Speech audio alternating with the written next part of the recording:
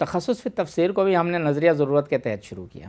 اچھا جی. وہ نظریہ ضرورت یہ تھا کہ تفسیر کا جو کام جس طرز پہ میں نے بتایا ہے جی جی جی اس انداز پہ کام کرنے کے لیے ہمیں ٹیم نہیں ملتی تھی. ہاں جو لوگ آتے تھے، علماء آتے تھے، تو وہ 3 مہینے 4 مہینے 6 مہینے سال کے بعد جو ہے چلے جاتے تھے، اس لیے کہ یہ بڑا محنت طلب کام ہے. ہاں اور وہی شخص کر سکتا ہے کہ جو اپنی آخرت کو سامنے رکھے اور وہ اس کو اپنے لیے صدقہ جاریہ سمجھے. بڑی محنت ہوتی ہے، 25-30 کتابوں کو دیکھنا ہوتا ہے، تفسیروں کو، پھر اس کو اپنے الفاظ میں بیان کرنا ہوتا ہے، پھر اس پر خود جرح کر کے آپس میں ہم ایک ٹیم کی شکل میں بیٹھتے ہیں، سوالات کرتے ہیں اس لکھے ہوئے پر. پھر ان سوالات کے مطابق اس تحریر کو مزید بہتر کرنا، اس میں تبدیلی کرنا. تو یہ کافی محنت طلب کام ہوتا ہے، جس کی وجہ سے ہمیں ٹیم نہیں ملتی تھی. تو مفتی نعیم صاحب رحمۃ اللہ علیہ کی بڑی عبقری شخصیت تھی، اور یوں سمجھیں کہ مسئلے کا حل وہ چٹکیوں میں نکال لیا. 2015 کے لاسٹ کی بات ہے، ایک میٹنگ ہو رہی تھی اور اس میں یہی مسئلہ ہم نے سامنے رکھا کہ لوگ ٹکتے نہیں ہیں. کب تک ہم، ظاہر سی بات ہے ہماری بھی 100 مصروفیات اس کے علاوہ ہیں ادارے میں. تو ان کا کہنا یہ تھا کہ تم اپنے افراد تیار کرو. اچھا، اپنی ٹیم تیار کرو. اپنی ٹیم تیار کرو، تم پہلے سکھاؤ اس کے بعد کام لو. کیا بات. اس وقت بڑا مشکل لگ رہا تھا، لیکن اللہ کی مدد تھی، اور شاید وہ انہوں نے پتہ نہیں کس اخلاص سے وہ بات کی تھی.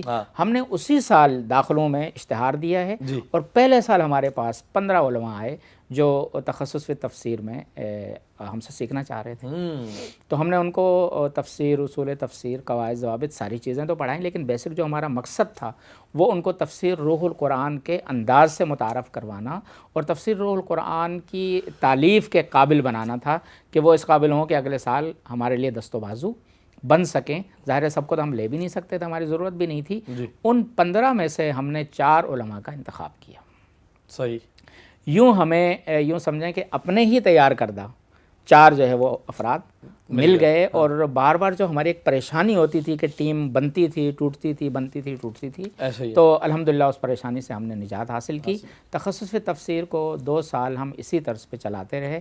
اگلے سال کے بیچ سے بھی ہم نے 2 افراد لیے، یوں 6 افراد ہم نے تفسیر کے کام کے لیے لے لیا. ماشاءاللہ. اس کے بعد پھر چونکہ ایک ٹرینڈ بھی چلا ہوا ہے تخصص فی تفسیر کا بھی اور دوسرے تخصصات کا بھی، تو پھر ناظم تعلیمات مولانا عبدالحمید غوری صاحب کی مشاورت سے اور ان کی سرپرستی سے پھر ہم نے اس تخصص فی تفسیر کو یہاں اکیڈمک بلاک میں شفٹ کر دیا.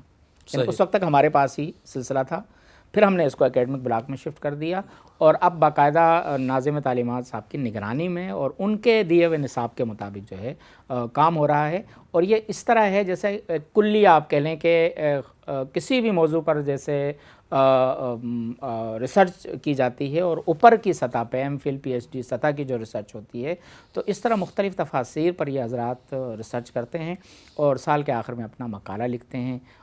اس میں زیادہ تر جو تعداد ہوتی ہے وہ غیر ملکی طلباء کی ہوتی ہے. اس مرتبہ ہمارے پاس ایک غزہ کا بھی ساتھی تھا، فلسطین کا. اچھا. اور وہ بیچارہ اپنے گھر والوں سے ملنے کے لیے گیا اور کئی ملکوں کی سرحد پر اس کو روک لیا گیا. بالآخر وہ کئی دن کی کوشش کے باوجود نہیں مل سکا ان سے، واپس آ گیا. تو قرآن فہمی کا ذوق عربوں میں بہت زیادہ ہے، اور وہ اس کے ردھم کو سمجھتے ہیں، اس کے انداز کو سمجھتے ہیں، الفاظ کے اندر جو کہنے کہ ایک دنیا سمائی ہوئی ہے مفاہیم کی، وہ اس کو سمجھتے ہیں. تو اس اعتبار سے اس میں عربوں کی اکثریت ہوتی ہے تخصص فی تفسیر میں. کچھ ہمارے پاکستانی طلباء بھی ہوتے ہیں، اور تقریباً 10 سے 12 اس سے زیادہ ہم نہیں لیتے. تاکہ اس میں ایک وضاحت میں یہ بھی کر دوں کہ تخصص فی تفسیر کا آئیڈیا مفتی نعیم صاحب کا تھا. اچھا. انہوں نے یہ میرے کندھوں پہ ذمہ داری ڈالی تھی، اور 2 سال میں نے اس ذمہ داری کو نبھایا. اس کے بعد ان کے انتقال کے بعد جو ایک نیا سیٹ اپ بنا، تو اس میں پھر میرے ہی ایک شاگرد جو ہم سے ہی پڑھ کے تیار ہوئے تھے، تو اب اس کی نگرانی وغیرہ وہ کر رہے ہیں. مجھے پھر شعبہ ابلاغ عامہ کا ٹاسک دیا گیا کہ اب آپ یہ شعبہ شروع کریں گے.